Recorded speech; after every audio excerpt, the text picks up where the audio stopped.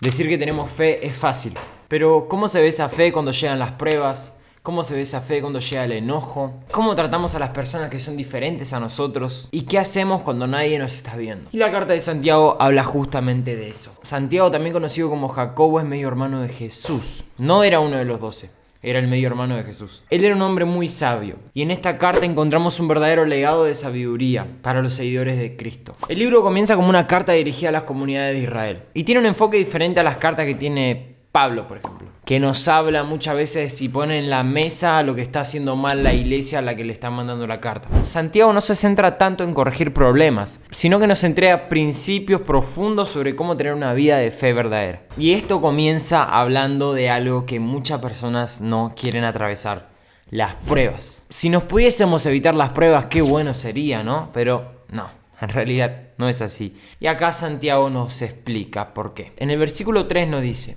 pues ya saben que la prueba de su fe produce constancia.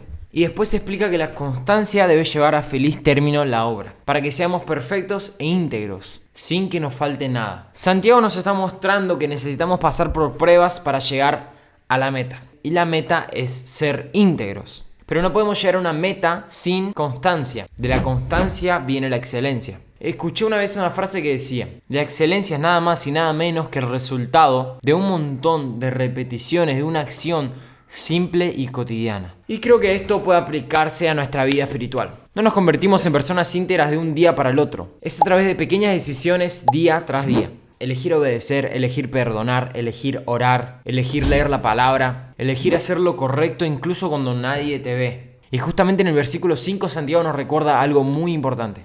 Si a alguno de ustedes le falta sabiduría, pídasela a Dios y Él se las dará. Pues Dios da a todos generosamente, sin menospreciar a nadie. La sabiduría y la excelencia no vienen solamente de nuestra propia capacidad, sino que vienen de Dios. A nosotros nos toca buscarla, pedírsela a Dios, hacer nuestra parte, pero Él es el que nos la otorga. Después en el versículo 12 Santiago dice: dichoso el que resiste la tentación, porque al salir probado recibirá la corona de la vida que Dios ha prometido a quienes lo aman. Dios nos enseña que nuestras decisiones, lo que sembramos, cosechamos. Por eso tomemos la decisión de resistir al pecado, de resistir a la carne, de resistir al mundo y permanecer firmes. No porque queramos demostrar que somos perfectos, sino porque verdaderamente amamos a Dios. En el versículo 18 encontramos algo todavía más profundo. Dios nos hizo nacer mediante la palabra de verdad para que fuéramos como los primeros y mejores frutos de su creación. Dios nos ama y nos considera valiosos. Tanto nos amó que envió a su Hijo a morir por nosotros y reconciliarnos con Él. Por eso honremos ese sacrificio. Seamos hijos devotos, constantes y obedientes al Señor.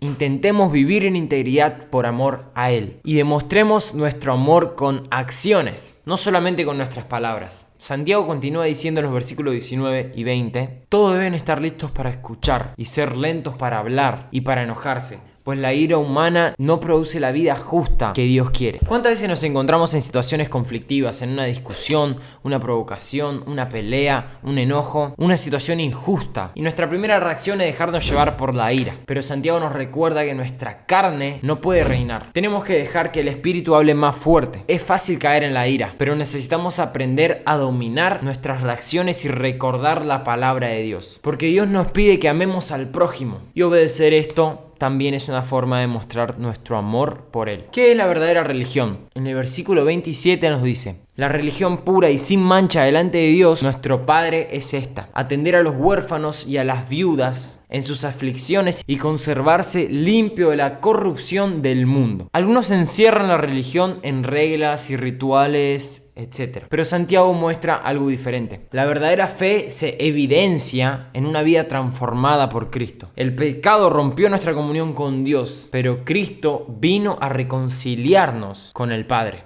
Por eso la verdadera relación con Dios no consiste solamente en cumplir rituales o reglas para ganar su favor. Se trata de vivir una vida restaurada con Él. Y esa relación se evidencia en cómo vivimos, cómo tratamos al prójimo y cómo caminamos en integridad. Jesús mismo dijo en Juan capítulo 15 versículo 14: si ustedes me aman, obedecerán mis mandamientos. Capítulo 2. Favoritismo y fe con obras. En el capítulo 2 Santiago nos habla sobre el favoritismo. Nos enseña que no podemos tratar mejor a una persona solamente porque tiene dinero, posición o apariencia, rico o pobre, inteligente o ignorante, diferente o parecido a nosotros. Nadie es más que nadie, ni menos que nadie. Todos somos creación de Dios. Y amar al prójimo significa justamente eso: no discriminar, no menospreciar y no tener favoritismo. Después Santiago nos habla sobre algo muy importante: la fe y las obras. La fe sin obras está muerta. No sirve simplemente decir yo creo en Dios. La pregunta es, ¿tu vida demuestra realmente que crees en Dios? Pero Santiago nos dice algo acá muy importante. Tú crees que hay un solo Dios. Magnífico. También los demonios lo creen y tiemblan.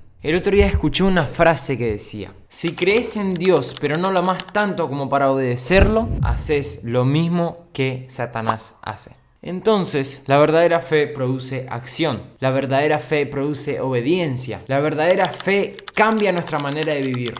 Santiago utiliza el ejemplo de Abraham, un hombre de fe. Abraham fue puesto a prueba cuando Dios le dijo que ofreciera a su hijo Isaac como ofrenda. Abraham confió en Dios, actuó, subió a la montaña con Isaac, y cuando iba a darlo como ofrenda al Señor, el Señor vio su obediencia, vio su fe, y esa fe que Abraham tuvo lo salvó a su hijo. Y Abraham era un hombre que tenía tanta confianza y tanta fe en el Señor que llegó a ser llamado amigo de Dios. Eso nos enseña algo.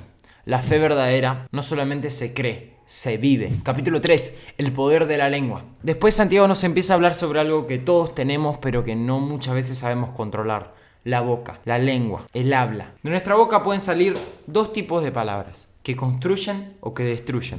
Podemos animar a alguien o podemos desanimar a alguien. Y Santiago hace una pregunta: ¿acaso pueden brotar de una misma fe agua dulce y agua salada? No podemos decir que seguimos a Cristo y al mismo tiempo utilizar nuestra boca constantemente para destruir a los demás. Nuestra boca refleja lo que hay dentro de nuestro corazón. Y si dentro de nuestro corazón está el Señor, nuestra boca va a reflejar a Cristo. Capítulo 3, versículo 13 nos dice: quien es sabio y entendido entre ustedes, que lo demuestre con su buena conducta, mediante obras hechas con humildad, que le da su sabiduría.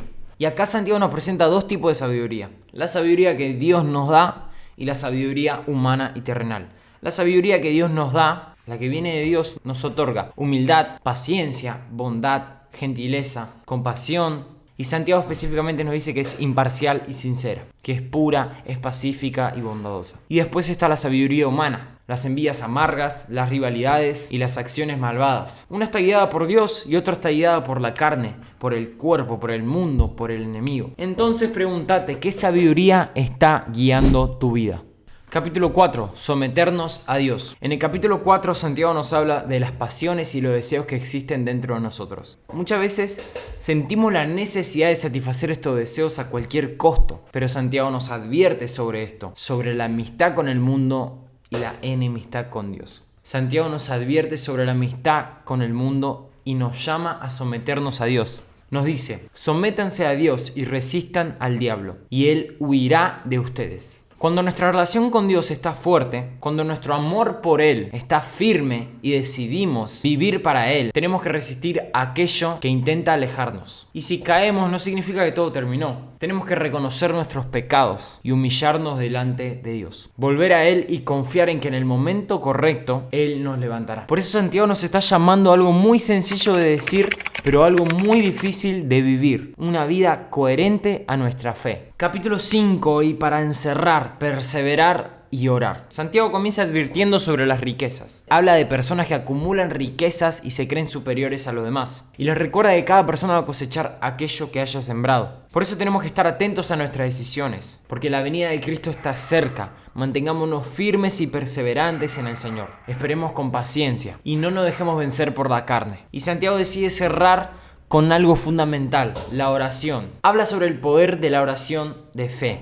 En el versículo 15 de este capítulo nos dice: la oración de fe sanará al enfermo y el Señor lo levantará, y si ha pecado, su pecado le será perdonado. La oración es una de las herramientas más poderosas que tenemos. Es la manera en la que nos comunicamos con Dios, en donde nos conectamos con Él y le presentamos mediante la fe lo que hay en nuestro corazón. Pero la oración no es simplemente pedir cosas, es buscar a Dios, es confiar en Él, es someter nuestra voluntad a la suya. Y si tuviera que resumir toda la carta de Santiago en una frase, lo haría con esta: una fe verdadera produce una vida transformada. Así que la pregunta para terminar este video es: ¿tu vida demuestra la fe que decís tener? Así que no busques solamente escuchar la palabra, ponela en práctica. Transforma tu vida a través de ella. Transforma tu vida a través de Cristo. Porque Santiago no nos está llamando simplemente a saber más, sino que nos llama a vivir una vida diferente.